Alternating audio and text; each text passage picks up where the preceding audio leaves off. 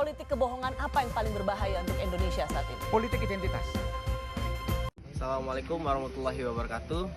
Perkenalkan saya Febri Rahman dari kelas A Indralaya jurusan Hubungan Internasional dari Fakultas Ilmu Sosial dan Politik. Oke, di sini saya ingin memaparkan tugas penilaian tengah semester dari mata kuliah pengantar ilmu politik. Oke, langsung saja masuk ke judul yang pertama, yaitu judul kami, yaitu politik identitas.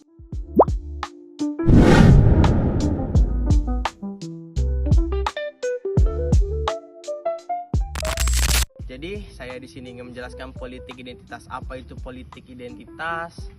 Terus asal-usul politik identitas dan isu-isu politik identitas yang sedang terjadi. Oke, pertama, jika di Indonesia politik identitas itu terbagi menjadi dua, yaitu kelompok nasionalis dan juga kelompok agamis. Nah, mungkin teman-teman bingung, kenapa sih kok agama dijadikan alat untuk kepentingan politik? Jadi gini guys, Wakil Ketua MPR Ahmad Basarah pernah bilang politik identitas itu bisa membelah masyarakat. Bisa membelah masyarakat jika dalam waktu yang lama, maksudnya. Tapi ada tapinya nih. Ada tapinya. Politik identitas juga bisa menjadi hal yang baik juga loh. Kita bisa mengintip bukunya Amy Goodman tentang Identity in Democracy. Politik identitas bisa menjadi hal yang positif jika dipakai untuk melawan diskriminasi kelompok tersebut. Jadi bisa kita sebut juga politik identitas ini seperti pisau bermata dua. Dapat disimpulkan bahwa politik identitas adalah suatu politik yang didasarkan untuk merangkul atas dasar persamaan kelompok yang merasa mereka setara dalam hal etnis, suku, ras, baik agama maupun kasta sosial di dalam bermasyarakat.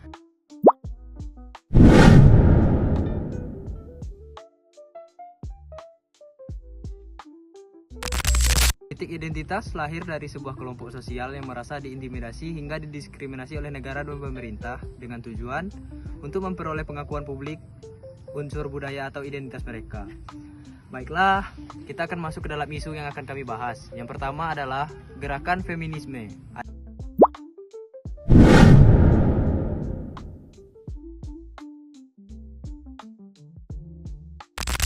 Adalah gerakan sosial dan politik yang bertujuan untuk mencapai kesetaraan hak, kesempatan, dan perlakuan antara laki-laki dan perempuan.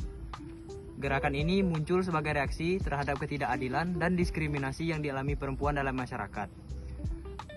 Feminisme ini sendiri memiliki beberapa ciri, yaitu memperdayakan perempuan, memerangi diskriminasi gender, mendobrak sistem bias gender, mengutamakan pengalaman dan perspektif dari perempuan. Lalu kami mengangkat isu yang kedua, yaitu pengambilan politik identitas dalam pemilu yang berdasarkan agama.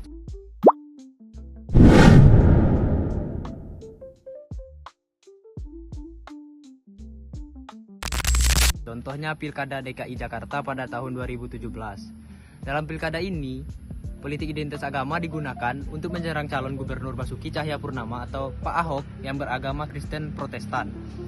Gerakan massa berbasis Islam yang menentang Pak Ahok beserta pendukungnya melalui unjuk rasa mengelompokkan masyarakat menjadi dua kubu, seperti cebong dan kampret. Keduanya menjadi ikon yang menunjuk polarisasi masyarakat berdasarkan identitas politik tertentu. Beberapa kasus politik identitas yang ekstrim juga dapat memicu konflik kekerasan.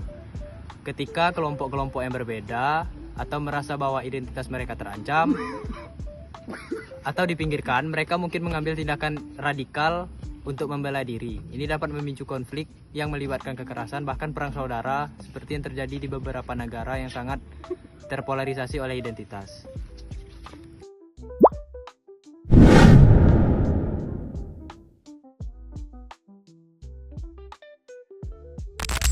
Di sini adalah dampak negatif dari politik identitas. Yang pertama adalah diskriminasi dan eksklusivisme. Ketika politik identitas digunakan secara eksklusif, kelompok masyarakat atau dominan dapat merasa lebih superior dan mulai mendiskriminasi kelompok minoritas. Hal ini dapat menyebabkan kebijakan yang diskriminatif di mana hak-hak kelompok minoritas diabaikan ataupun dilanggar. Lalu yang kedua adalah penguatan stereotip dan prasangka. Politik identitas seringkali memperkuat stereotip dan prasangka terhadap kelompok lain. Misalnya, kelompok tertentu bisa dianggap homogen dan diberi label tertentu, baik positif maupun negatif. Serta stereotip ini dapat mengurangi pemahaman antar kelompok dan memperdalam prasangka yang pada gilirannya memperkuat ketegangan dalam sosial.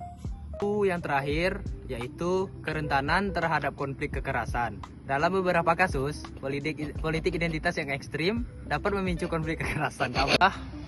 Kita sudah sampai di kesimpulan, yaitu politik identitas memang bisa menjadi alat yang kuat dalam memperjuangkan hak dan keadilan bagi kelompok-kelompok tertentu. Tetapi, kamu juga perlu waspada terhadap dampak negatif yang bisa muncul jika digunakan secara berlebihan atau tidak bijak dari polarisasi sosial hingga diskriminasi. Efeknya bisa sangat merugikan orang lain. Oleh karena itu, penting bagi kita untuk memahami dan mengelola politik identitas dengan cara yang inklusif dan konstruktif.